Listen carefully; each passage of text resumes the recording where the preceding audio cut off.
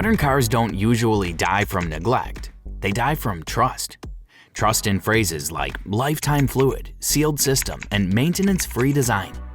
Those claims sound reassuring until you realize they quietly move responsibility away from the manufacturer and onto the owner. Today, I want to show you why that language exists, what it really means in engineering terms, and how it creates a very specific failure pattern that shows up years later, right after the warranty ends. Because nothing mechanical is maintenance-free, and believing otherwise is how expensive failures get normalized. Where the claim comes from. To understand why modern cars are sold as maintenance-free, you have to separate engineering reality from marketing necessity. Manufacturers are under pressure from every direction at once. Regulators want lower emissions and longer compliance windows. Buyers want lower advertised ownership costs, ideally under a few $100s a year. Dealerships want faster sales with fewer service objections. And corporate planners want predictable warranty exposure, usually capped at 5 years or 60,000 miles. Maintenance-free solves all four, at least on paper. If a component doesn't have a service interval, it doesn't count toward advertised maintenance costs.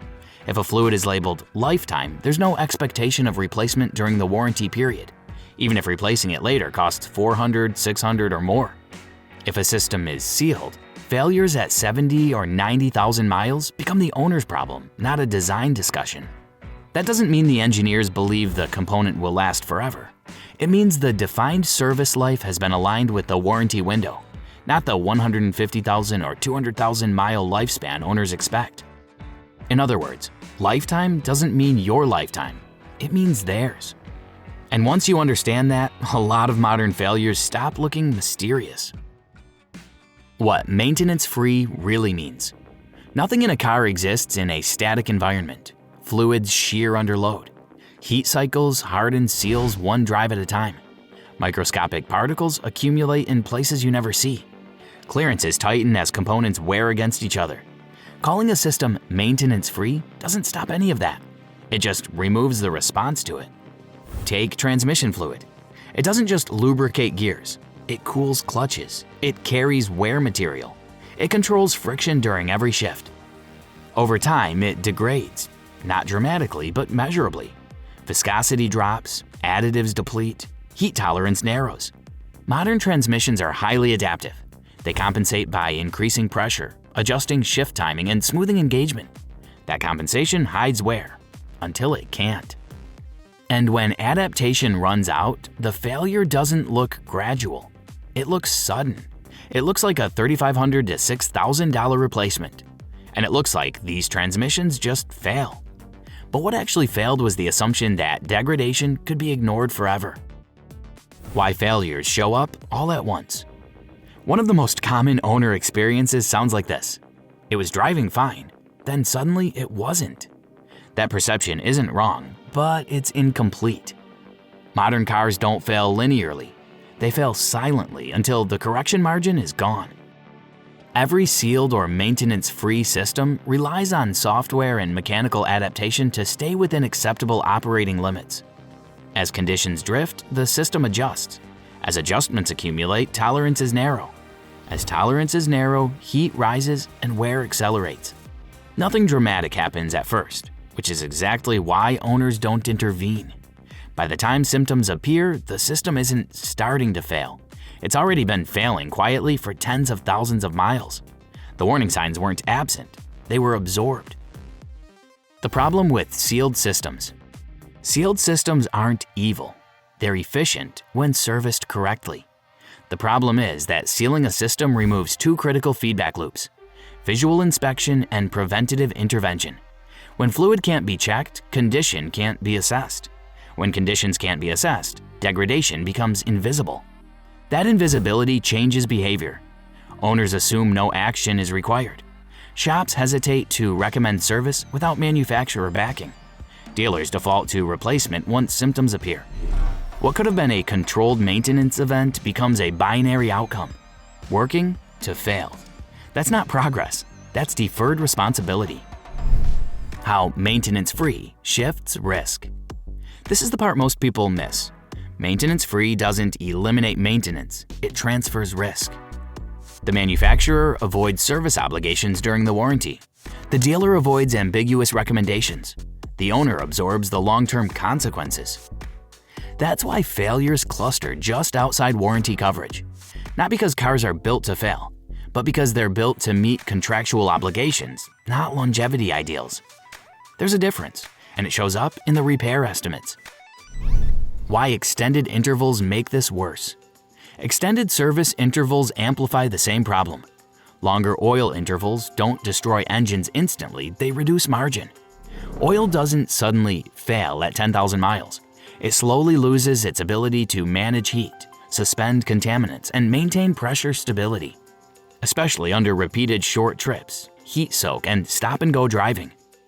Coolant that's good for 10 years doesn't turn corrosive overnight either. It degrades gradually, until corrosion inhibitors weaken just enough for aluminum, seals, and gaskets to start paying the price. Timing chains don't stretch overnight. They wear silently while oil quality declines, pressure fluctuates, and cold starts become harsher on components that depend on instant lubrication. Each of these systems can survive some neglect on its own. That's the key point. The problem isn't one long interval, it's stacking them. Lifetime transmission fluid, extended oil changes, sealed cooling systems, non-serviceable components everywhere. Each assumption removes a layer of redundancy, and redundancy is what keeps machines alive. Modern cars aren't fragile, they're optimized. And optimized systems have less tolerance for ignored variables. When everything is running near its efficiency edge, there's less room for fluid degradation, pressure instability, or thermal imbalance to exist without consequences. The system doesn't complain early, it compensates. Until it can't. And when compensation finally runs out, the failure doesn't look gradual. It looks sudden, it looks expensive, and it looks unrelated to maintenance, even though maintenance is exactly what quietly disappeared. Why diagnostics point to the wrong thing. When failures finally surface, diagnostics often blame the wrong component. Not because the scan tool is bad, but because it reports reactions, not causes. A transmission code doesn't mean the transmission created the problem. It means the transmission detected a condition it couldn't correct. Upstream instability, airflow, fuel delivery, torque consistency, cooling efficiency, all feed into downstream systems. When those inputs degrade gradually, the downstream system adapts, until it can't. And the component that complains last is the one that gets replaced. That's how a $4,000 repair fixes the symptom and leaves the environment unchanged. Why the car feels fixed afterward. Replacement often resets the system. Adaptations clear, limits reset, margins temporarily widen. The car feels better almost immediately. Shifts smooth out, hesitation disappears, the warning lights stay off. And for a while, everything feels normal again. That improvement is real, and that's why it's so convincing. It reinforces the original diagnosis. It confirms the decision. It quiets any doubt about whether the repair was necessary. But nothing upstream changed. The airflow is still inconsistent. The cooling system is still operating at reduced efficiency. The torque delivery is still uneven under certain conditions. The only difference is that the downstream system now has room to compensate again.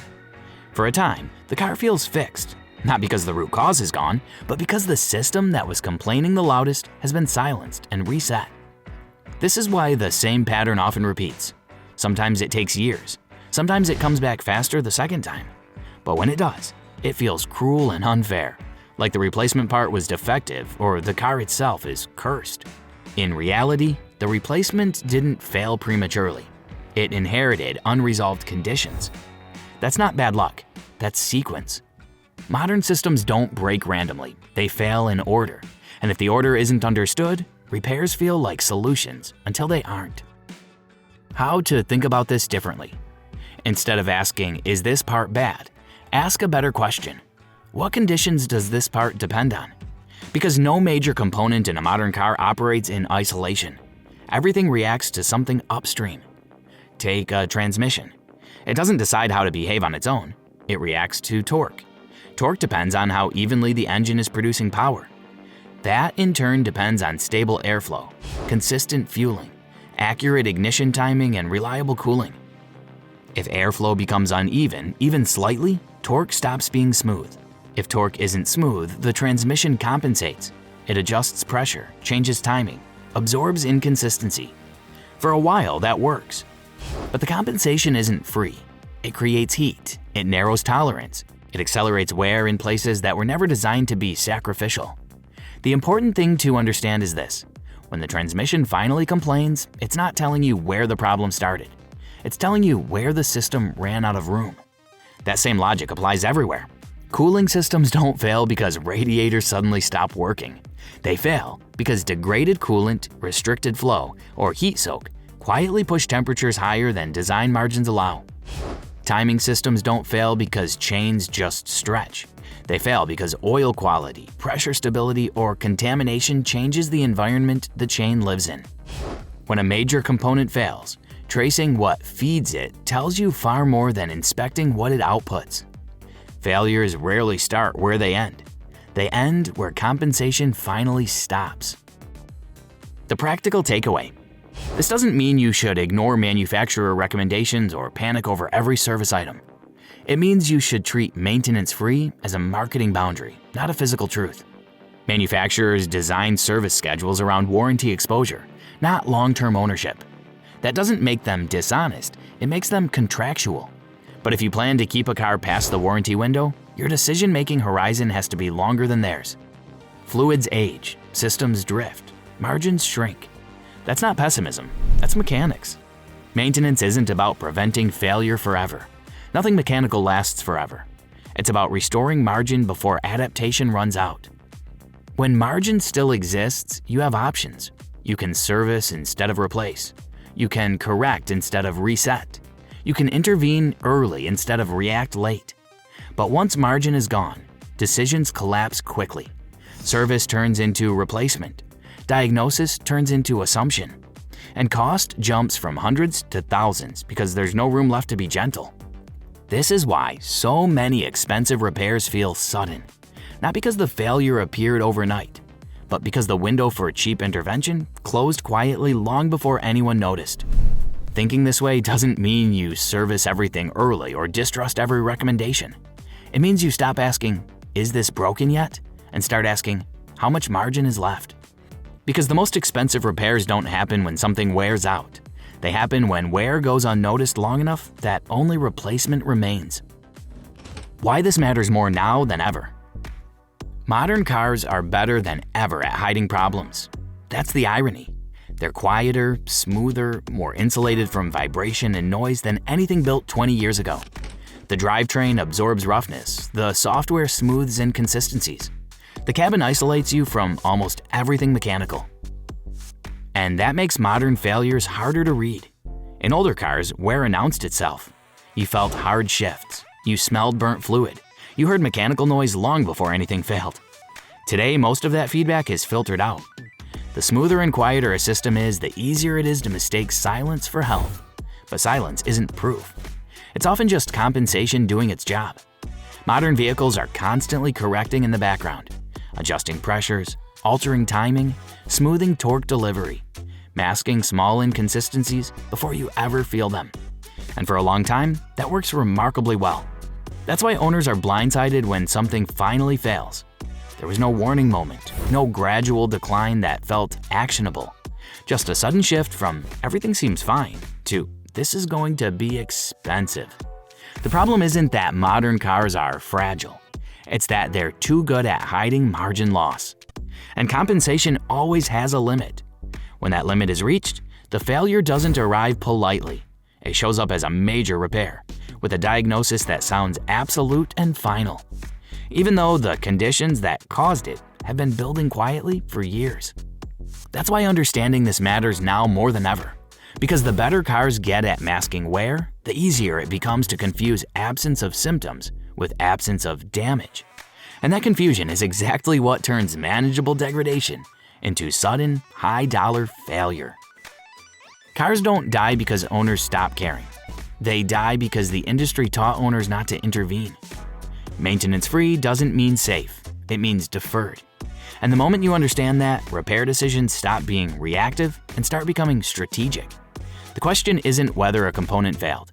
It's whether it was ever given the conditions it needed to survive.